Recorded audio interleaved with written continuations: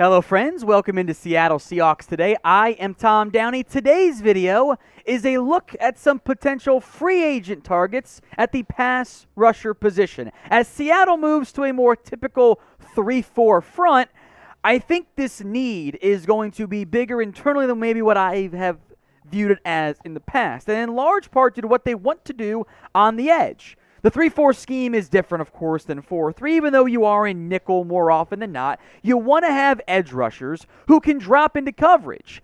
Darrell Taylor can do that, but I think guys like Rasheem Green, Kerry Hyder are probably better in that 5 technique mold at that 3-4 style. Don't think of it as the Michael Bennett typical role, which you would still utilize in this front, but those aren't your true edges.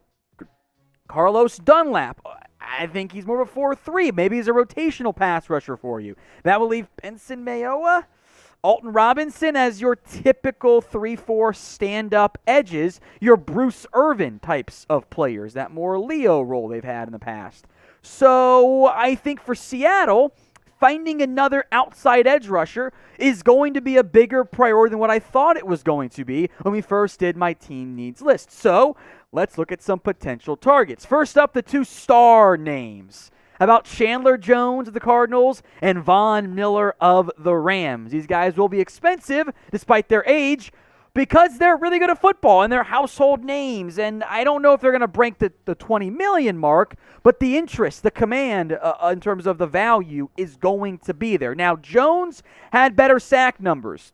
He had 5 sacks in his first game. Very much cooled off since then, but historically has been a reliable double-digit sack machine.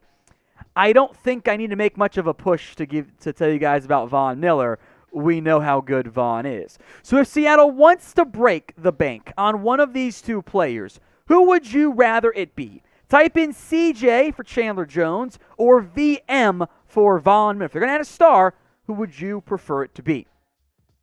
Let's go on to what I call the second tier of various pass rushers, and you can almost break it down with one other bonus name on here that I think is in the same tier. It's Derek Barnett. But Harold Landry, Haason Reddick, Randy Gregory, Emmanuel Ogbah. All guys I think could play that more typical 3-4 edge unit. I worry the most about Barnett in that category. Let's go player by player here. First up is Harold Landry. I would guess that he ends up getting franchise tagged by Tennessee because in general, 12-sack players do not hit the open market in free agency because, you know, those players are rare and tough to maintain. So I would love Landry.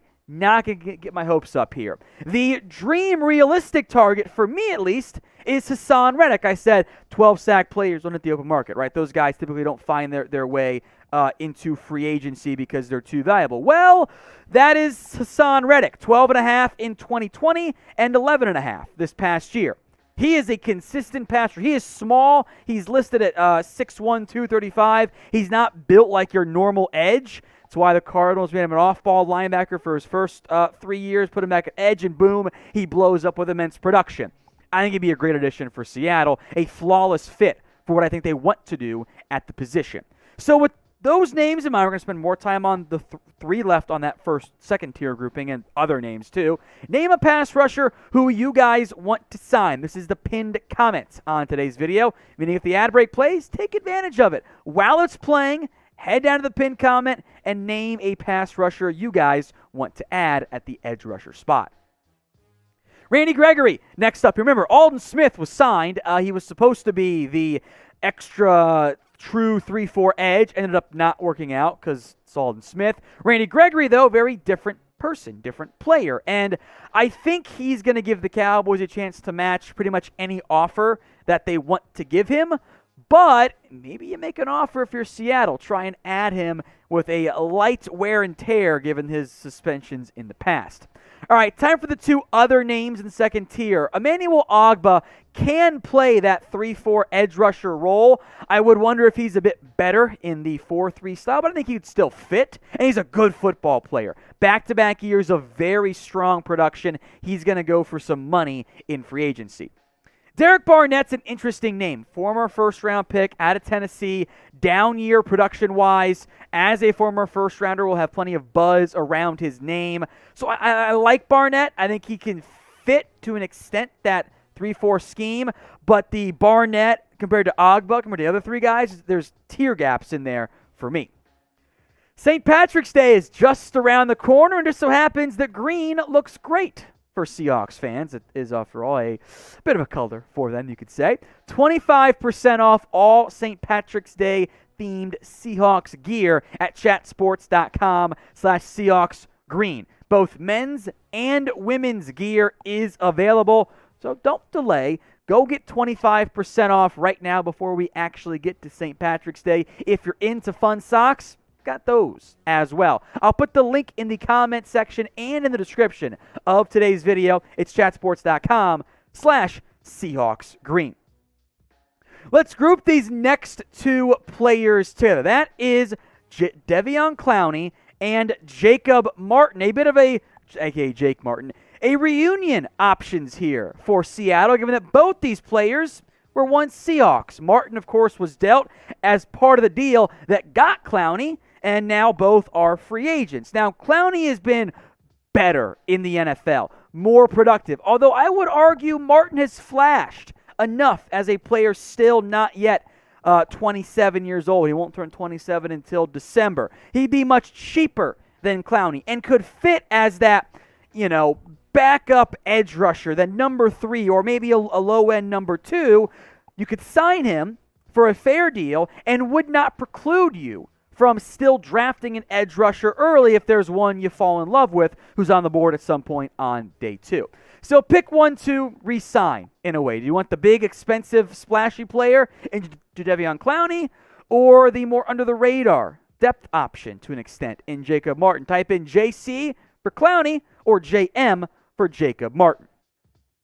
Let's look now at the veteran grouping, and we'll spend some time on these guys as well. There's Melvin Ingram, Justin Houston, Jason Pierre-Paul, Jerry Hughes, and Dante Fowler, all older players who should not break the bank for you in free agency. First up is Melvin Ingram. I mean, we know how good of a 3-4 fit he is, right? I mean, you can tell by the build, 6'2", 247.